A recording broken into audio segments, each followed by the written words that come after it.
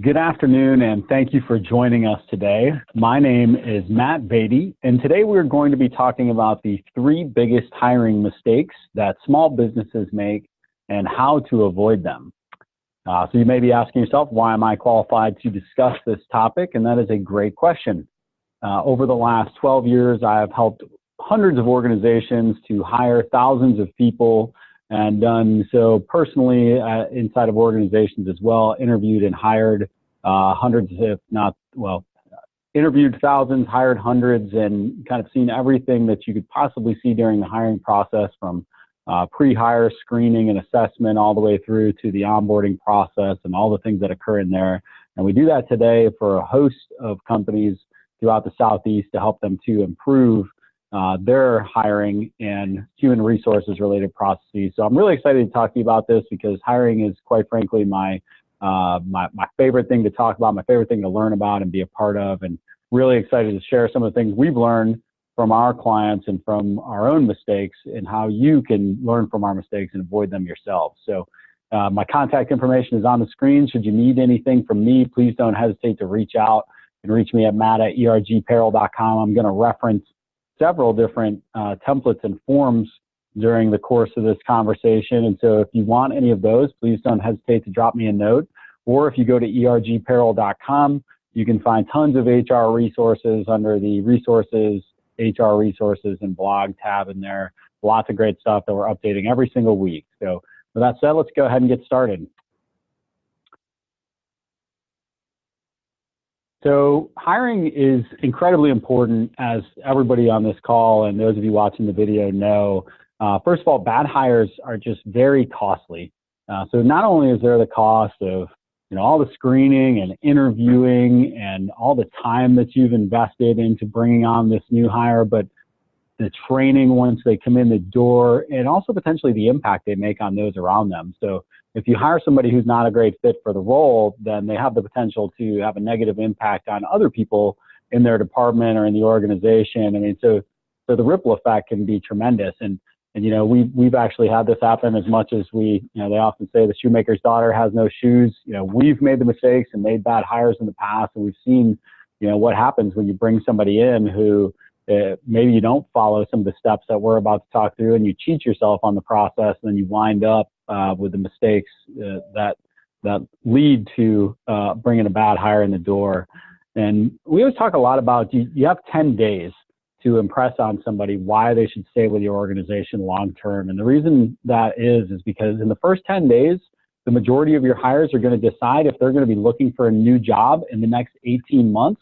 So you really want to have a solid hiring process from, once again, stemming all the way back to that initial screen through onboarding, where it's synchronous and people have a great experience that they can, that is memorable for the right reasons and not for the wrong reasons.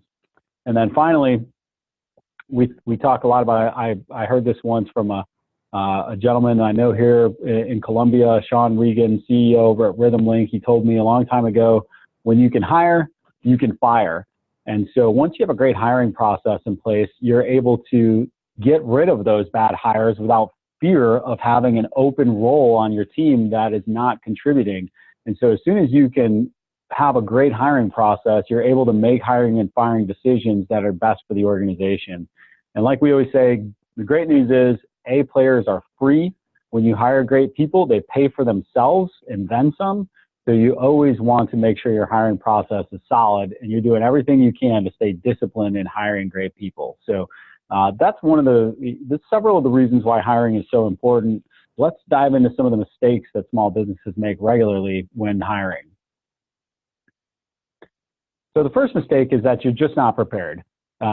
This is really common among small businesses, in that when you go to hire this person, you bring them in the door, and not only are you not prepared in that you don't have a proper job description and tasks and work ready for this individual and how to train them on how to do this work once they get there, but you're also not prepared for this individual when they walk in the door the first day. You don't have their computer ordered. You don't have their login set up. You don't have all those things that you need to have for a person to walk in and capitalize on those first 10 days to make them meaningful and appropriate for somebody joining your organization. We talk a lot about the bozo explosion. Many of you probably heard about this, where Steve Jobs talked about in the early 90s when they had to start hiring quote unquote real employees and managers from other organizations with management experience. A lot of these managers were what he deemed B players. And the thing about B players is they don't want to hire A players because A players will take their job in their mind. They hire other Bs and even Cs because they're too insecure to hire an A player. So when you have a B who's hiring a bunch of Bs and Cs, then you wind up with a bozo explosion. So we want to try to avoid that. And here are some of the things we can do to be prepared to avoid that. So your action items, and this is the format we'll follow for each of these. So 3 major mistakes along with 3 action items you can take to correct those mistakes. First of all, a lot of you are saying, well, create an interview process. We've already got an interview process. I've got this list of questions I ask everybody after I talk to them on the phone for 10 minutes. And then if they do great in that interview, then I check their references and then we hire them. Well, that's great. And that's part of a process, but is it the same each time you hire a person? Is it the same if you have multiple people involved in the hiring process? Does everybody follow the same process? And do you have a unique for each role? So not every role should follow the same exact process. But in the short term, you do just want to create one process that says, hey, and ours is quite simple. We have step 1 is to screen out a candidate with a phone screen, 15-minute conversation where we've got the same set questions we ask every single time. And if it's somebody we're interested in bringing in for an interview, we bring them in for the initial, what I would call behavioral interview, where we're asking a lot of those questions you'd expect to have in a job interview. And then if they do great in the behavioral interview, we bring them in for what we call a performance interview, where we go through each of their jobs in detail and see about the work that they've done and how that aligns with what they're going to be doing inside of our organization. Then finally, after that, you're going to go into a reference check where you're going to make sure that this person is who they say they were. And ultimately, where you'd really like to be, the next stage beyond that, because so one of the things we're doing throughout that process is grading this individual on an ABC scale. Where do they fit? Are they an A player? And if they continue to check the box as an A player, they continue to make it to the next stage. Now, ideally, what you'd like to do at the end of that process, and quite frankly, something we haven't done as much as I'd like in the past, but a lot of my clients, we recommend it every time, is that you bring that individual in for either some time to shadow somebody who's already doing the job. You take them out to lunch. You spend some time with them where they get comfortable and they let their guard down a little bit, instead of just having that, I'm on my best behavior, I'm in an interview, you've seen me for 2 hours, I've been nothing but the greatest behavior you're ever going to get out of me. You want to actually see them when they let their guard down a little bit. You want to see them break some bread, maybe see what types of things they bring up over a meal after they've really let their guard down some. So make sure one way or the other, you don't have to get as in-depth as that, but you have to have a process that you follow and you have to be thorough with it. And it's a very simple thing to document. So create an interview process. I've got tons of great templates and information on that. Don't hesitate to drop me a note if you need anything. You then want to have some goals for this person. And this is probably one of the easiest things to do that people skip on all the time. Just 3 goals for each step of the first 30, 60, 90-day goals. So I'll use an example of you bring on a salesperson. In the first 30 days, I want them to be able to set 5 appointments. So what does that mean? Well, it doesn't really mean a lot that they set 5 appointments in the 30 days.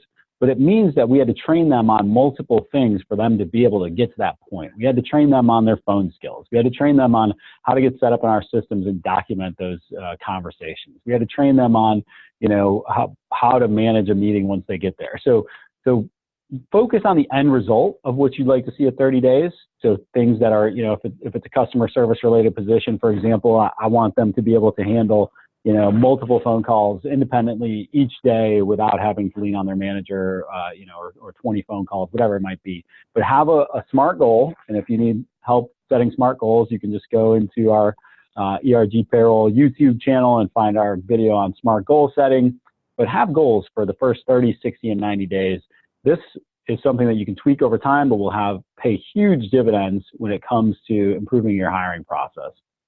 And finally, on the first section here, you're not prepared. You need to prepare for onboarding. It's funny. One of our clients, they onboard a lot of new hires, and we spent a good amount of time trying to improve their employee onboarding process because they were having high turnover, and high turnover is a direct result of a poor onboarding process. And one of the smallest subtlest changes we made to their onboarding process was implementing a pre-hire checklist that each manager has to complete before a new hire comes on board, but it has made the biggest impact of any one thing we've done during onboarding. Because now every time somebody comes in the door, we know that they already have their login set up. We know that their computer's ready. We know that their team has been alerted to it. We know they've got an email that says, hey, here's where you should park. Here's who you're looking for when you show up. About, I guess it's going on 8 to 10 years ago now, I started a new job, golly, maybe 10 to 12 years now. I started a new job with a Fortune 500 company, and I walked in the first day, and I'll never forget it for all the wrong reasons. I walked into the lobby. I said, geez, I don't even know who I'm supposed to ask for. I guess I'll ask for the guy that interviewed me and made the offer. He wasn't there. So then I asked for the only other person I talked to. He wasn't there. And then I asked for their secretary, who had worked with me a good bit during the process of just getting new hire documentation in order and all that. And she was there. And then she said, oh, geez, I didn't know today was your first day. And they guided me to an empty cubicle that they thought may or may not be my cubicle. Didn't have my computer ready, handed me a stack of documents. We think this is the stuff you're supposed to fill out. They then said, all right, why don't you go over here and shadow over Steven for a few hours. He's doing what you're going to be doing, and so he's probably a good person to talk to. And it was just, I'll never forget it because I expected more. I had higher expectations, and I was let down. And so that stuck with me all this time, and it's going to stick with your new hires if you leave that same impression with them. And so you really want to create a great impression, be prepared. We've all seen these LinkedIn posts over the last, 3 years where everybody's got their computer set up with their t-shirt on top of it and their tchotchkes and all this stuff. And we're so excited that Rachel just came in today, and we're welcoming her with open arms and signs and hugs and balloons. And so that's the expectation that people have when they walk in the door, and you've got to be able to meet that to the best of your ability. And we say all that, say this, I mean, great culture is always intentional. And when you're trying to create a great culture, it starts at that point of hire for these people, and they want to carry that on, and they want to carry on that legacy for the next person that's behind them. So when you're trying to be prepared, you want to not only have an interview process and be prepared for that individual when they walk in the door by having tasks and training and goals prepared for them, but also just be ready for them, physically and logistically when they walk in the door.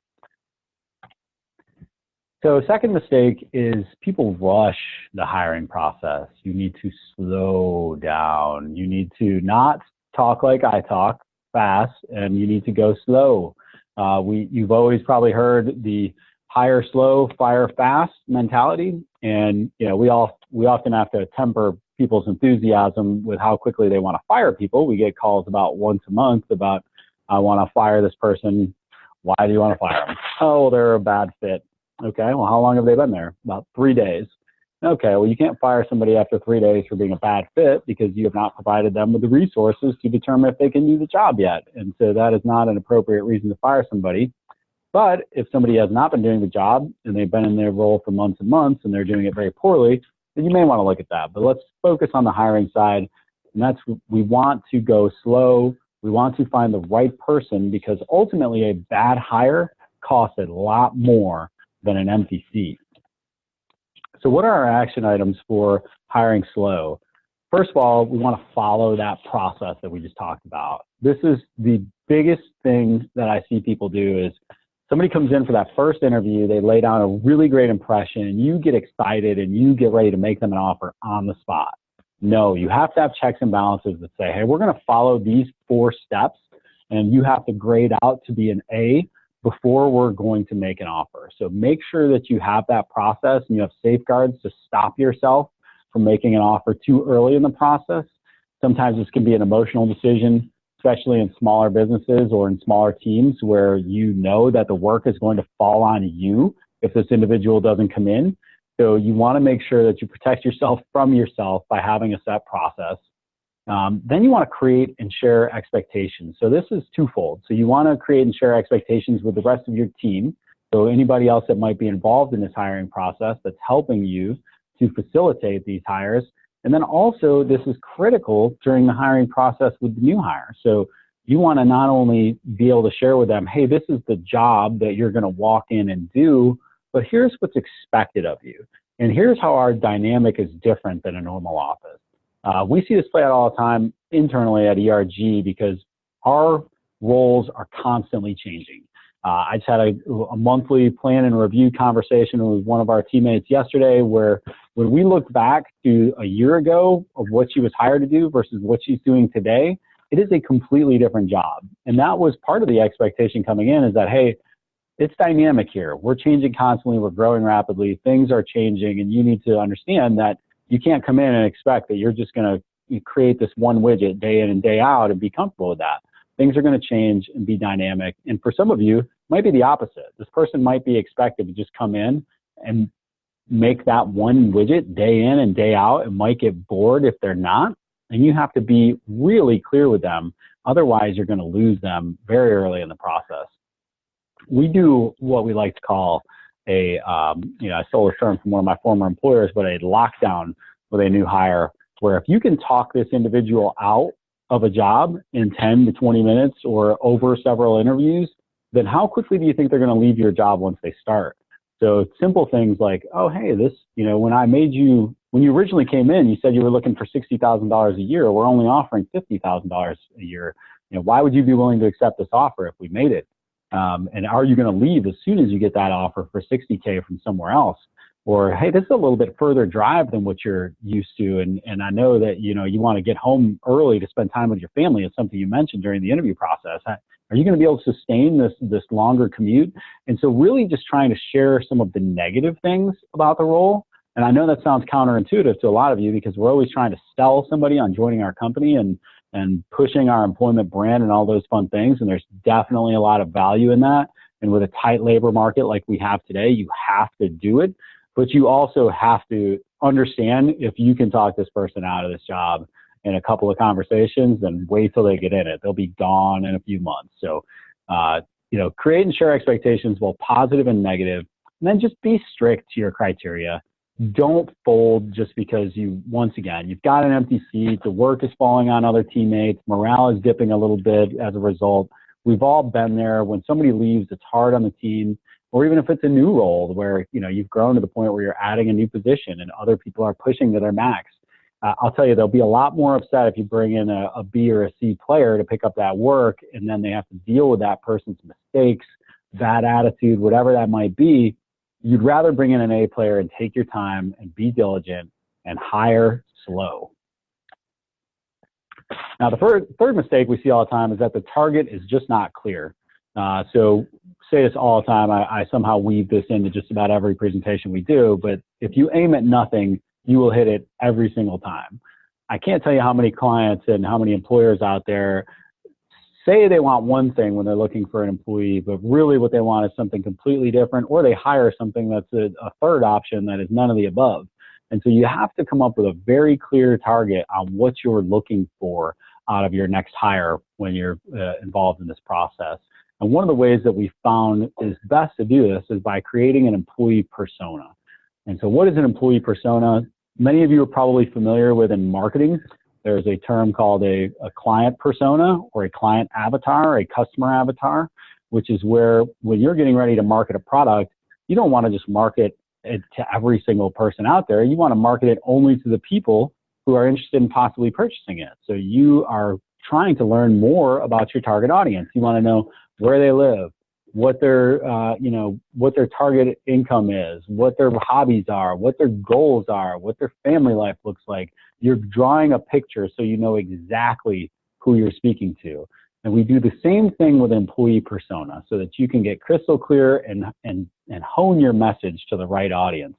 I saw this play out recently a few months back with one of our clients where we went through this exercise and they thought they were looking for somebody with one background. And they said, well, we've got these people that they come out of the local university, they get their MBA, then they come into this role, and this is a perfect role for them to get started in the industry. And, and so we kind of looked at that person versus another person who, maybe just came out of undergraduate, was really scratching and clawing, trying to prove themselves. And we looked at past hires, who has been successful in the role, who has had a great amount of success and stayed with the company, who do we want this person to be like, and what are their values? And then what is their background? Where do they come from? And what we started to realize was that it was more this undergraduate person, particularly who was in this one major program. And then beyond that, they also belong to this one club.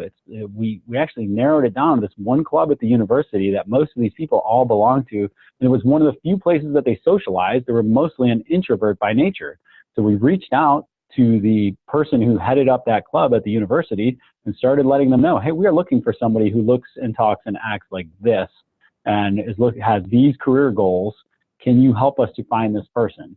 And so instead of just broadcasting a job posting on Indeed.com for every person who wants to apply out there and having to ferret through hundreds and hundreds of applicants, now we've got a consistent candidate pool coming from one specific area, and we know that they know what we're looking for. And so that's one example of how you can really narrow that down and narrow your focus and be able to look exactly where those people are.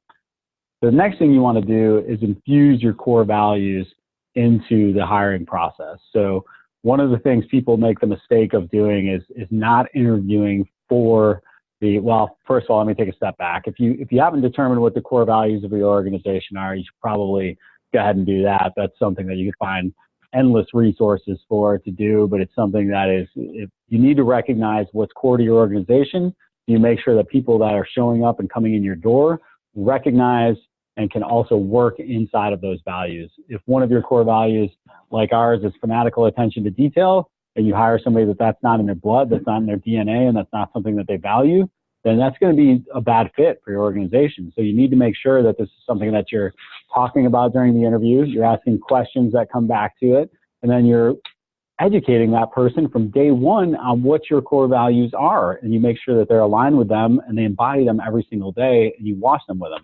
I can see them from where I'm sitting in multiple spots, and so can everybody else on the team, and so should your team be able to see what your core values are. So definitely something you want to infuse from the very start of the process. And then finally, probably the biggest mistake people make when it comes to hiring is you just don't start with your own network.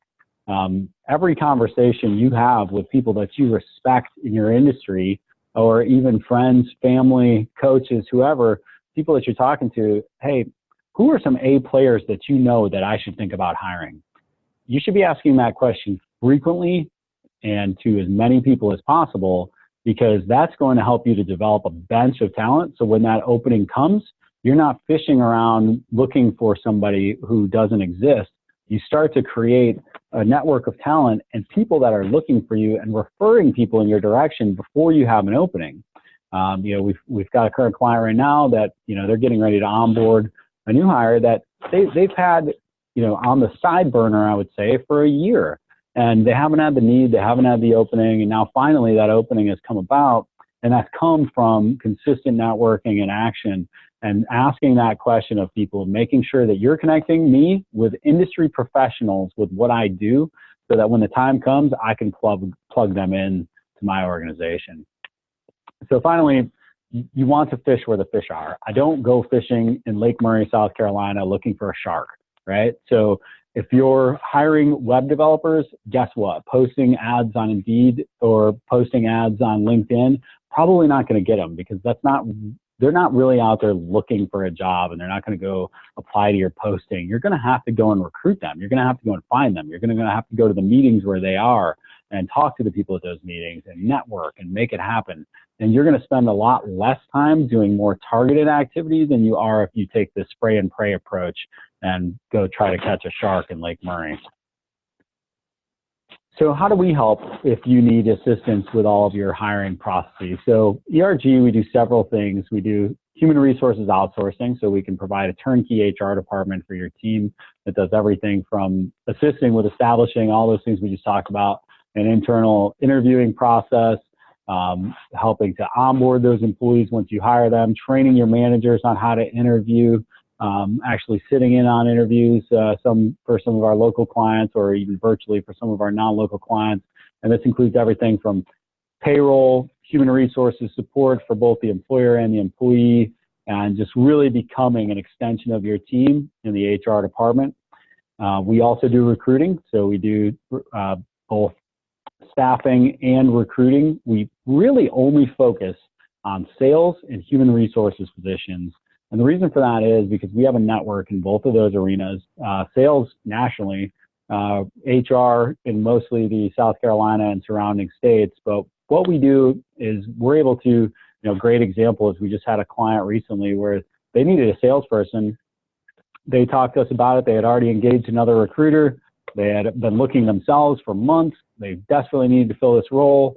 Within a couple days of having engaged us, we were able to talk to our network, surface 5 candidates on our side, narrow that down to the best candidate, have them phone screened, interviewed 2 times, reference checked, and presented to the client within about a week, whereas that's something that would have taken them months to do on their own, and it was the best candidate that they had. And so our sales network is deep, so if you're looking for sales folks, definitely something to consider. Then we do payroll and stuff. So we do a lot of, point solutions that I call online payroll, online timekeeping, background checks, all that good stuff. But, one of the probably most proud things I've heard since working here is that ERG cares about our employees as much as we do, from one of our clients here in Columbia. And we hope to have the opportunity to care for your employees at some point as well. If you're interested in learning more about how we can support your organization, we can do a free HR diagnosis. This is a 60-minute meeting where we will walk through each of your HR processes and learn more about how you do things so that we can share with you an action plan on how you can improve your human resources and hiring processes. And then if you decide it makes sense to engage us in your journey on improving those processes, we'd be more than happy to do it. So thank you so much for your time today. I look forward to speaking to each of you in the near future. You can check me out online at Matt Vaady on Twitter, MattVaadi. You can connect with us at ergpayroll.com or just shoot me an email to the address you saw at the beginning of the presentation. Thanks so much and have an awesome day.